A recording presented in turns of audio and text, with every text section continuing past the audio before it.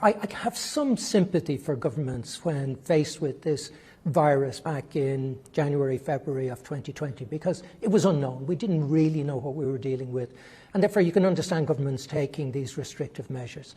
The idea that they're still in place 2 years on, when we have a lot of data to support the view that actually border closures didn't do anything to prevent the spread of the virus. In many cases, we saw borders being closed after the virus was widespread within the country.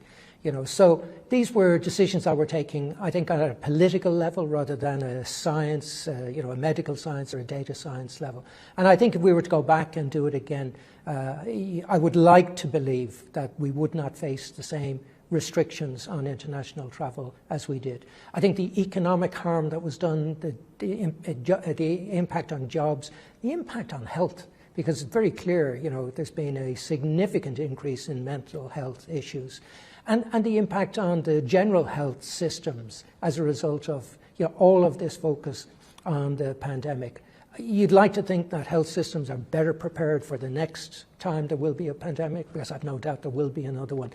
A lot of lessons to be learned, and I would expect, in fact, we should demand of our politicians to learn from what they did well, and I think that's limited, and what they did badly, and to make sure that we don't make the same mistakes next time round as we did this time. I mean, just by way of example, in the world's second largest economy, China, we still have an ongoing zero COVID policy. What would the impact of a prolonged zero COVID policy in China be for the aviation industry in your view? Yeah, for some airlines it's going to be very difficult, particularly airlines in the Asian region. For European airlines, for some it's a big challenge. Finnair has been hit very hard because of the closure of Russian airspace and the fact that they had a major network into China.